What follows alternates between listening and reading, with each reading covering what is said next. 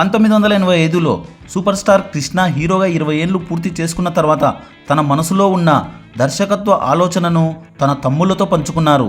అయితే కృష్ణ గారు డైరెక్షన్ చేసే సినిమా మామూలుగా ఉండకూడదని, ఒక సంచలనం అవ్వాలని అనుకున్నారు. ఏ సినిమా చేస్తే బాగుంటుందని భావించి చర్చలు జరిపి చివరికి జానపద చిత్రమైతే బాగుంటుందని నిర్ణయించుకున్నారు.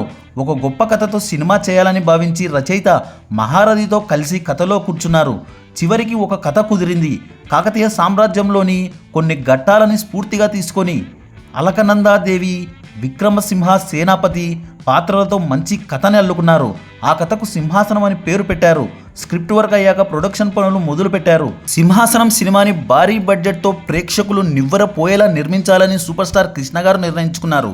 తెలుగుతో పాటు హిందీలో కూడా తెరకెక్కించాలని అనుకున్నారు. అనుకున్నదే తదువుగా 2 భాషల్లో సినిమాని చిత్రీకరించేందుకు పక్కా ప్లాన్ చేసుకున్నారు. హిందీలో జితేంద్ర హీరోగా తీయాలని సిద్ధమయ్యారు. తెలుగులో కృష్ణ గారు, హిందీలో జితేంద్ర 2 భాషల్లో షూటింగ్ స్టార్ట్ చేశారు. ఈ చిత్రం సెట్టింగ్స్ ఇప్పటికీ బాహుబలిని తలపిస్తాయి. ఎక్కడ విన్నా సింహాసనం గురించే చర్చలు చేసుకునేవారు అప్పట్లో. ఆధునిక హంగులతో తెరకెక్కించారు సింహాసనం చిత్రాన్ని. సూపర్ స్టార్ కృష్ణ గారు 70mm స్టీరియో ఫోన్ సౌండ్స్తో ప్లాన్ చేసి నిర్మించారు.